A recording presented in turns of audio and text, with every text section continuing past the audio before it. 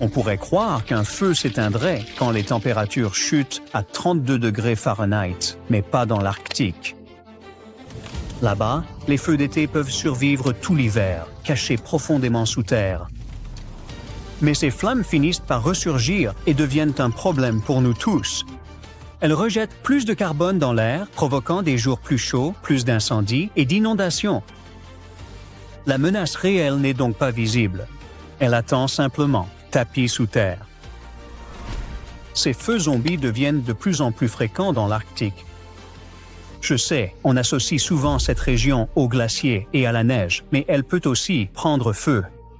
L'Arctique possède des forêts boréales avec des arbres comme l'épicéa, le sapin et le pin. Ces arbres sont ensevelis sous la neige pendant l'hiver.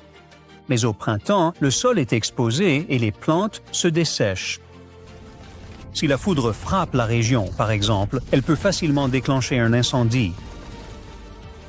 Quand les températures chutent à nouveau, le feu semble s'éteindre, mais ce n'est qu'une apparence. En réalité, il devient ce que les scientifiques appellent un feu de rémanence.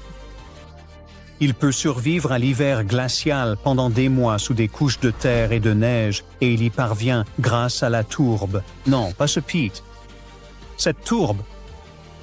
La tourbe est une couche de sol faite de matière végétale qui se décompose depuis des dizaines ou des milliers d'années.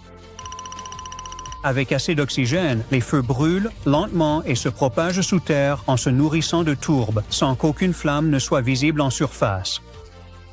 Puis, quand le printemps arrive et que la neige fond, le feu peut remonter à la surface. Parfois, il se rallume exactement au même endroit où il a brûlé l'année précédente. C'est là que le vrai problème commence.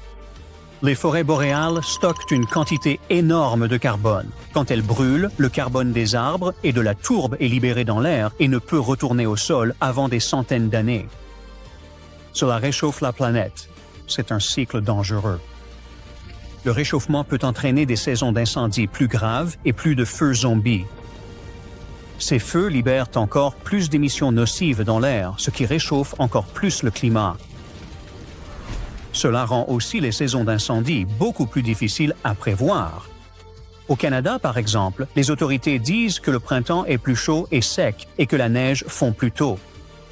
Cela signifie que le risque peut augmenter avant même le début de la saison habituelle des feux. Ce qui se passe dans l'Arctique affectera donc le reste du monde. C'est pourquoi les scientifiques développent de nouveaux outils pour mieux comprendre ce phénomène.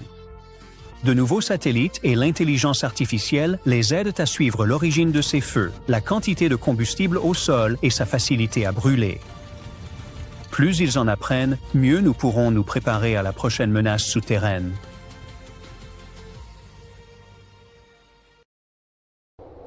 Si vous pensez être à l'abri des tornades violentes parce que vous ne résidez pas dans Tornado Alley, vous pourriez vous tromper dangereusement car cette zone se déplace vers l'est. Il semble que nous aurons de plus en plus souvent droit à plusieurs puissantes tornades en une seule journée.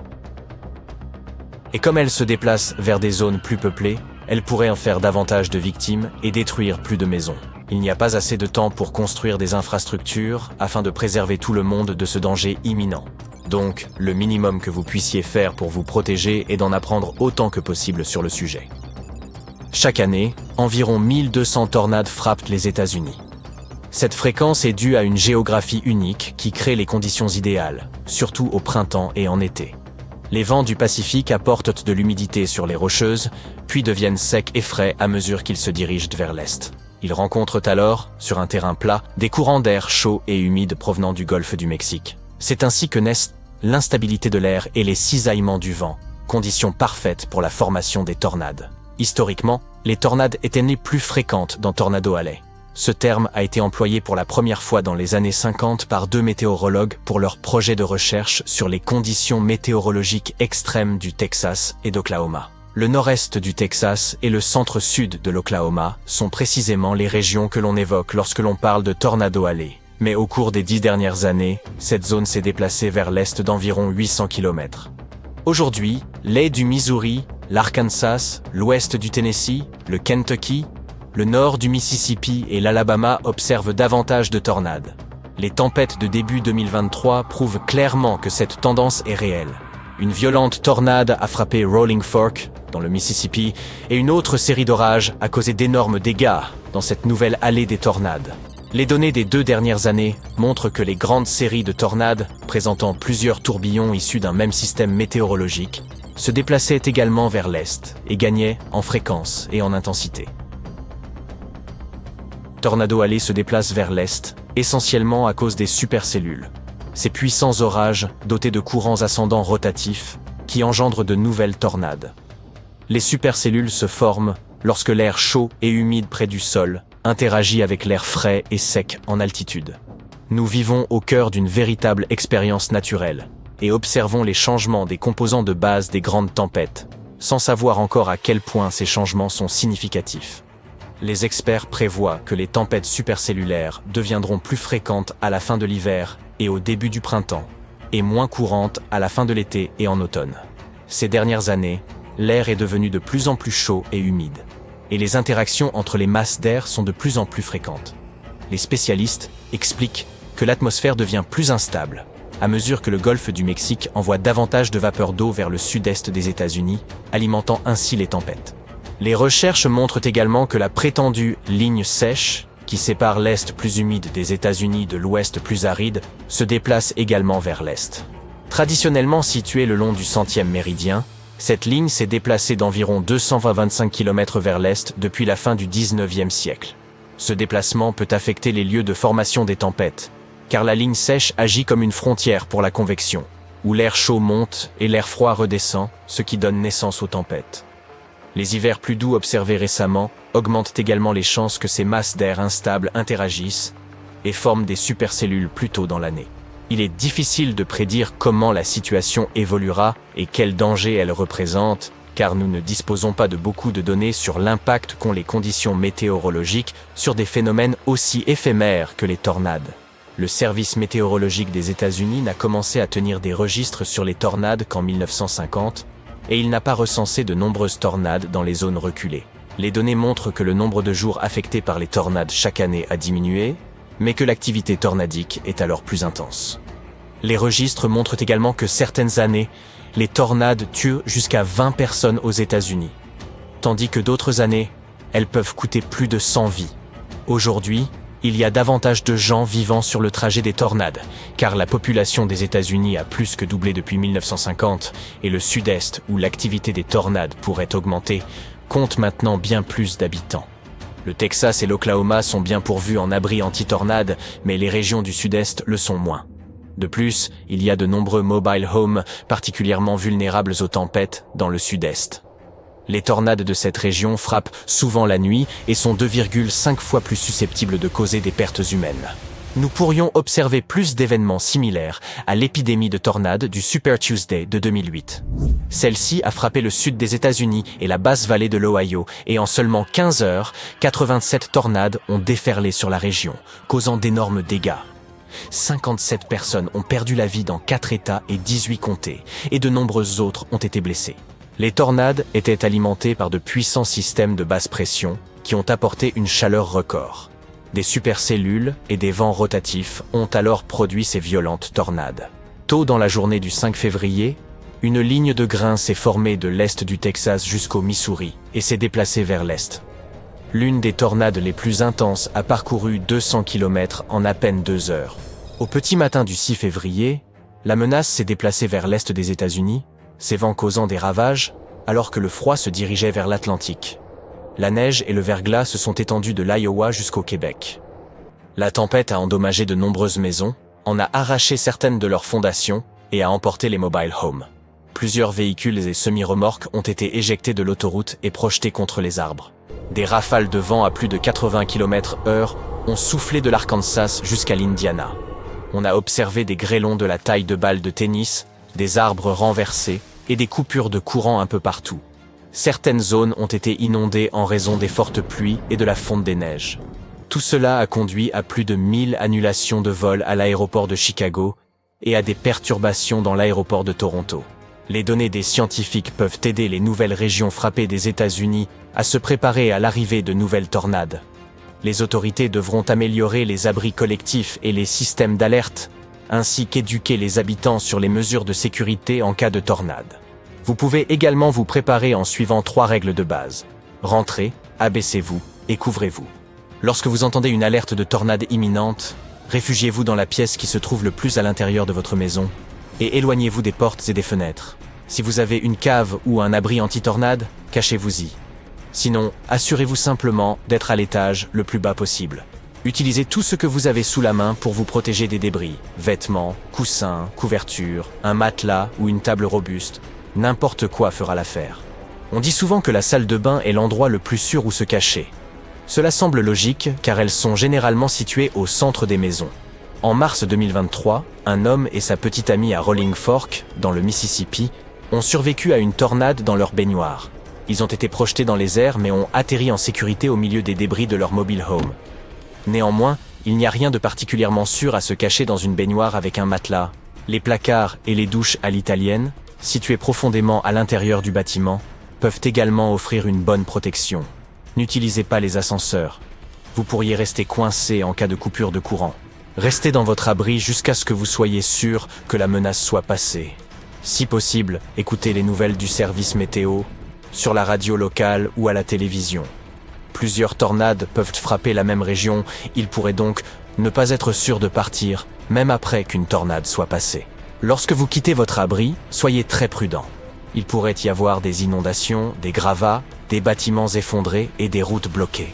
Éloignez-vous des lignes électriques abattues et des flaques d'eau ou trempes des câbles et n'utilisez pas d'allumettes ni de briquets en cas de fuite de gaz. Évitez les bâtiments endommagés car ils pourraient s'effondrer à tout moment. Être dans une voiture pendant une tornade n'est guère plus sûr que d'être à l'extérieur ou dans un parking. De nombreuses personnes sont régulièrement blessées en essayant de fuir les tempêtes, et les tornades peuvent produire des grêlons de la taille de balles de tennis, qui peuvent facilement briser un pare-brise. Si vous vous trouvez à l'extérieur lorsqu'une tornade frappe, essayez de trouver un bâtiment où vous abriter. Si cela n'est pas possible, abaissez-vous autant que possible. Même un fossé ou un caniveau peut s'avérer plus sûr que votre véhicule. Tout d'abord, les chercheurs ont cru à une panne de leur caméra, seule explication possible à la scène qui s'offrait à eux. De l'eau brûlante jaillissait tandis qu'un méthane froid bouillonnait juste à côté. Une telle combinaison n'était même pas censée exister. Et pourtant, elle était bien réelle. En explorant le fond océanique près de la Papouasie-Nouvelle-Guinée, des scientifiques sont tombés sur un étrange point chaud. Il ne ressemblait à aucun autre. De l'eau surchauffée et un gaz froid chargé de méthane s'y échappaient presque côte à côte. Un tel voisinage est exceptionnel dans la nature, ce qui les a vivement surpris. Ils patrouillaient avec un robot de grande profondeur, le ROV Kill 6000, autour de volcans sous-marins d'une chaîne d'îles reculées. Ces édifices recèlent bien des étrangetés, mais personne n'imaginait y découvrir un véritable champ de cheminées hydrothermales, d'autant que des missions précédentes avaient traversé la zone sans rien y apercevoir. Cette fois, les caméras ont illuminé le fond marin et révélé une scène déroutante. Des évents en ébullition et, tout près, du gaz froid suintant du sédiment. Ils se touchaient presque. Comme vous vous en doutez, d'ordinaire, ces deux phénomènes apparaissent dans des lieux très différents. Les sources hydrothermales chaudes naissent lorsque l'eau souterraine est chauffée par le magma et jaillit en emportant des minéraux. Les suintements de méthane, au contraire, proviennent de couches froides et molles de sédiments riches en matière organique ancienne, qui se dégradent lentement et s'échappent sous forme de gaz. Mais ici, la géologie a produit une combinaison idéale. Sous le volcan repose une épaisse couche de sédiments riches en matière organique que le magma en remontant réchauffe, tout en chauffant aussi, plus en profondeur, une eau chargée en minéraux. On obtient ainsi deux fluides très différents, une eau de source brûlante et un méthane plus froid. Pourtant, tous deux empruntent les mêmes fissures du fond marin et, en arrivant à la surface, s'échappent à quelques centimètres l'un de l'autre. Il en résulte ce curieux voisinage où une eau minérale en ébullition et des bulles de méthane froid semblent cohabiter comme de vieux amis. Pour les océanographes, c'est un peu comme découvrir une licorne capable de voler. C'est étrange, rare et extrêmement excitant. Plus surprenant encore, juste à côté de ces évents mêlant chaud et froid, un véritable petit monde vivant a conquis les rochers. Le site est couvert d'énormes amas de moules des profondeurs, de longs vers tubicoles, de petites crevettes et d'amphipodes qui grouillent partout, sans oublier des concombres de mer d'un violet éclatant bien en vue. Les animaux sont si serrés qu'on distingue à peine la roche dessous. Les scientifiques sont presque certains que certaines de ces espèces sont entièrement nouvelles pour la science, mais il faudrait une mission dédiée rien que pour inventorier tout ce qui y vit.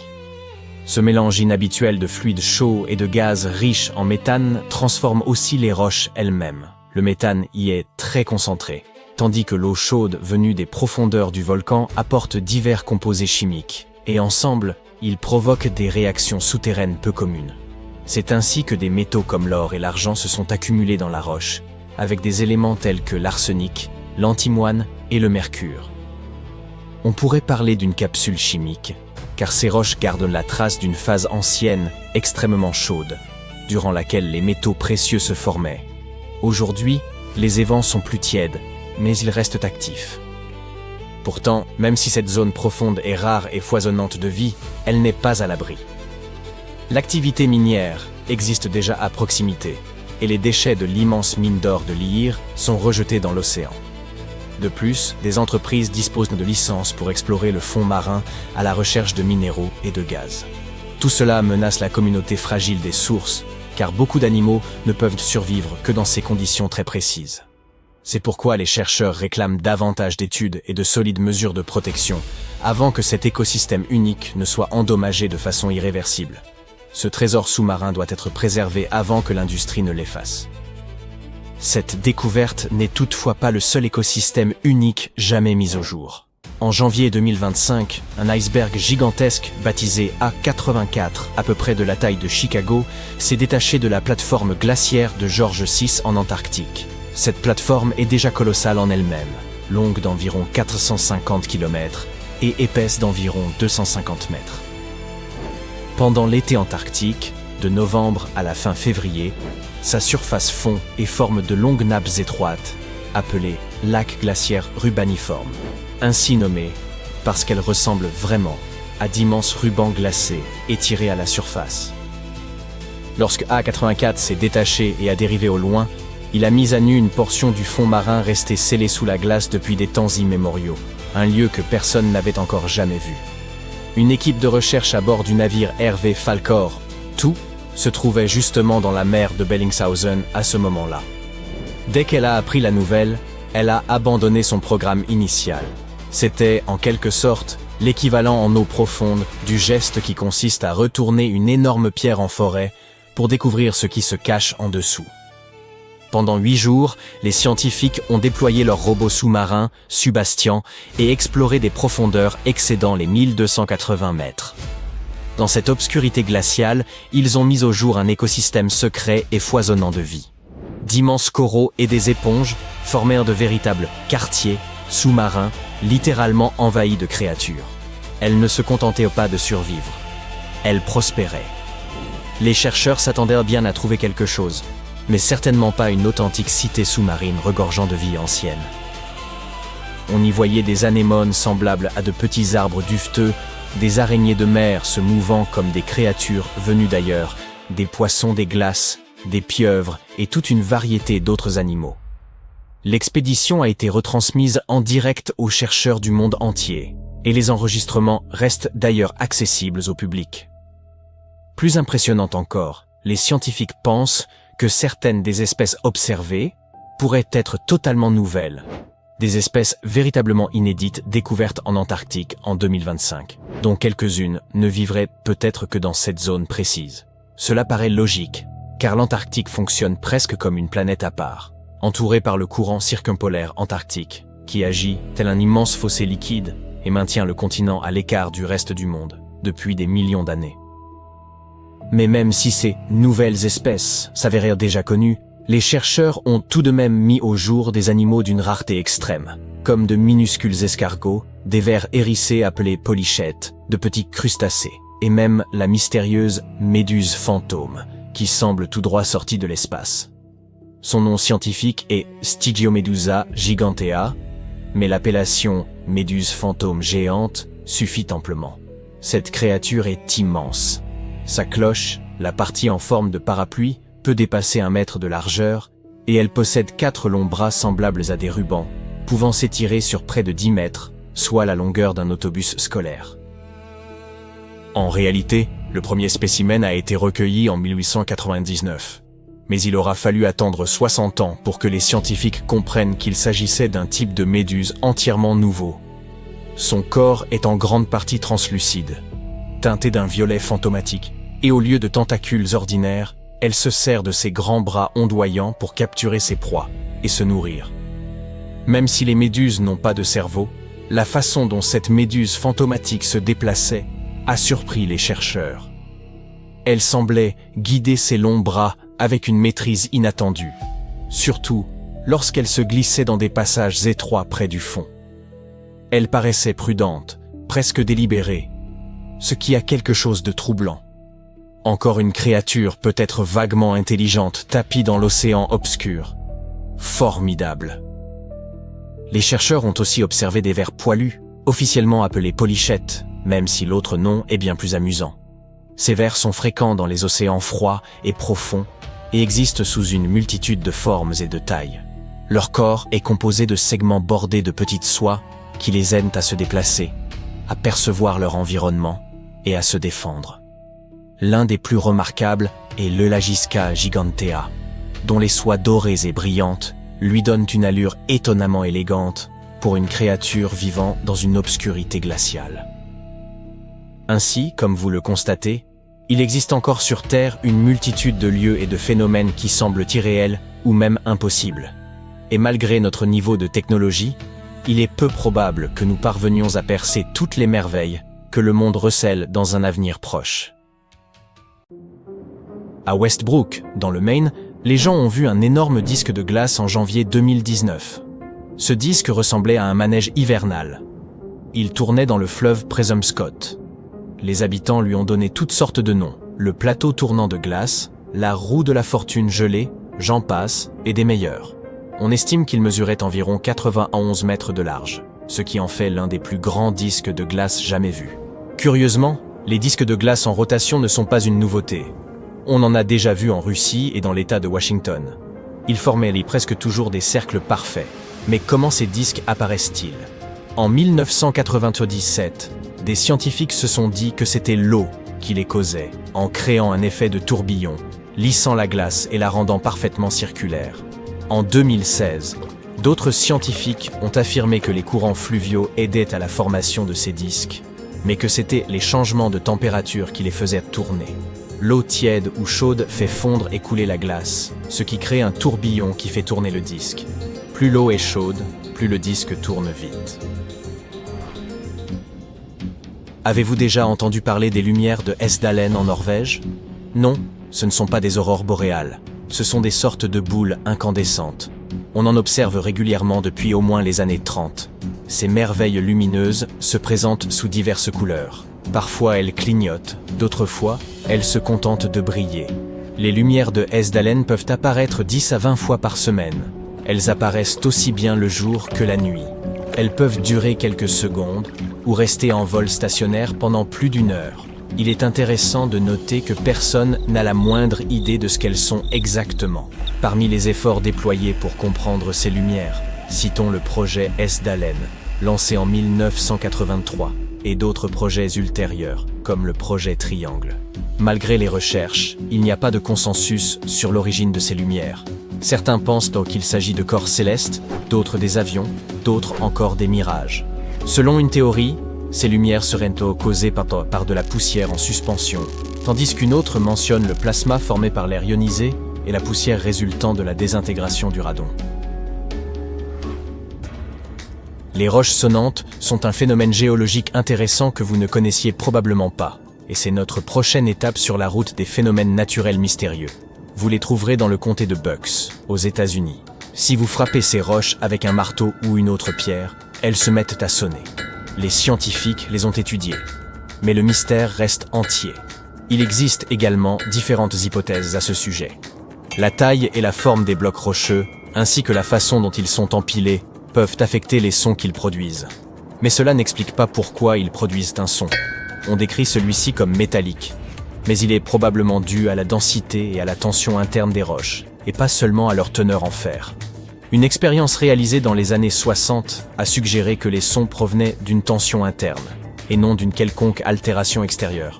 Les roches situées au milieu des terrains présentent une expansion ou détente après avoir été coupées, ce qui indique la présence d'une tension élastique interne.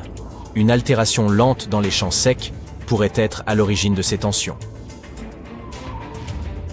La théorie des tensions résiduelles suggère que ces blocs rocheux agissent comme des cordes de guitare. Un bloc déstressé produit un bruit sourd, tandis qu'un bloc stressé résonne à différentes fréquences. Les blocs peuvent continuer à sonner après avoir été éloignés de leur champ, et on dit que certains de ces rochers ont été volés. Il n'y a plus de petits sonneurs dans la plupart des champs, et en brisant de gros blocs, on fait cesser les sons. D'imposantes machines sont nécessaires pour déplacer les petits blocs, qui pèsent plus d'une tonne. Parlons des boules de feu des Nagas. Elles n'apparaissent que le long du Mékong, en Asie. Ces boules de feu se trouvent sur un tronçon de 250 km du fleuve. Rougeoyantes, elles s'élèvent naturellement de l'eau vers le ciel. Elles peuvent faire la taille d'une étincelle ou d'un ballon de basket. Selon les habitants, il y aurait entre quelques dizaines et quelques milliers de boules de feu par nuit. On peut les observer tout au long de l'année, mais elles semblent se manifester le plus souvent au moment de la pleine lune et à la fin de l'automne. Pourquoi? Personne ne le sait. Certains ont tenté d'expliquer scientifiquement le phénomène. Une théorie suggère que de la phosphine provenant des marécages pourrait en être à l'origine.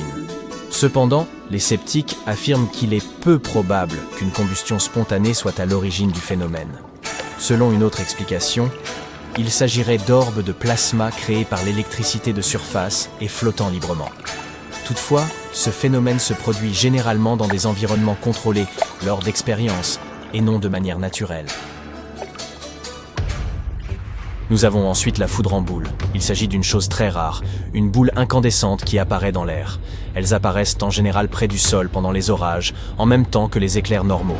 Elles peuvent être rouges, oranges, jaunes, blanches ou bleues, et sont souvent accompagnées d'un sifflement et d'une odeur désagréable. Ces sphères lumineuses sont rapides. Elles ne durent que quelques secondes, tournent en rond, puis disparaissent, parfois en silence, parfois avec un petit bruit sec. La foudre en boule peut sembler dérangeante, mais elle est généralement inoffensive. Bien sûr, il arrive qu'elle brûle ou fasse fondre des objets, mais elle n'est pas là pour nous nuire. Les scientifiques ne sont pas tout à fait sûrs de ce qui cause ce phénomène, ni de son lien avec la foudre ordinaire. Certains ont évoqué un comportement étrange de l'air ou des gaz, un plasma de haute densité ou même un tourbillon de gaz incandescent. Même le rayonnement micro-ondes piégé dans une bulle de plasma figure sur la liste. Mais ne confondez pas la foudre en boule avec la foudre en perles. Il s'agit d'un phénomène différent, qui ressemble davantage à un chapelet de perles et qui se produit lorsqu'un éclair se maintient pendant une bonne seconde. Chut, nous sommes maintenant dans la zone silencieuse de Mapimi. Il s'agit d'un endroit situé près de Bolson de Mapimi au Mexique.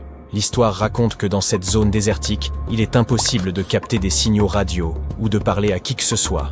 En juillet 1970, une fusée en provenance de l'Utah a dévié de sa trajectoire et a atterri ici.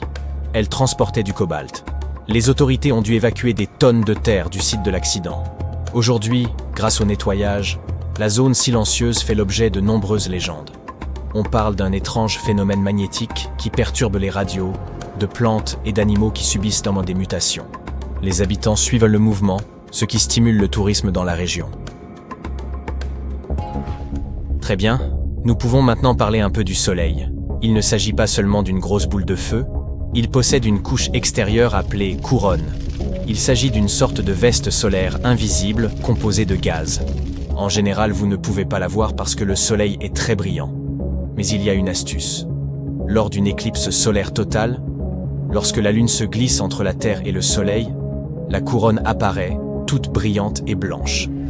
La couronne est brûlante, plus chaude encore que la surface du Soleil, ce qui est assez étrange. Les scientifiques se sont donné pour mission d'élucider ce mystère. Ils ont découvert ce qu'on appelle des bombes thermiques, qui partent du Soleil et se dirigent vers la couronne, explosant et réchauffant la surface. Mais ce n'est peut-être qu'une partie du puzzle. La surface du Soleil est comme un terrain de jeu couvert de champs magnétiques. Ces champs magnétiques créent des formes intéressantes, par exemple des boucles et des serpentins. Les télescopes nous permettent d'observer ces formes de près. La couronne s'étend relativement loin et émet ce qu'on appelle des vents solaires partout dans le système solaire. Ces particules sont si rapides qu'elles échappent à la gravité de notre bel astre. Et puis il y a un endroit sympa, la plage de Kuala Selangor que vous ne pouvez visiter que lorsque la marée est basse. Les horaires changent tous les jours et vous ne pouvez pas y accéder lorsque la marée est haute. La plupart du temps, la plage est cachée sous la mer et ne figure même pas sur la carte. Mais quand la marée est bonne, elle apparaît. Un peu comme la version malaisienne du Salar d'Uyuni. Les gens l'appellent le miroir du ciel. Car lorsqu'il n'est pas immergé, il reflète merveilleusement le ciel. Un endroit génial pour des photos vraiment belles. En plus d'être un endroit idéal pour voyager, il abrite également une faune et une flore très diverses. Par exemple, des palourdes et d'autres coquillages qui vivent sur ces rivages sablonneux.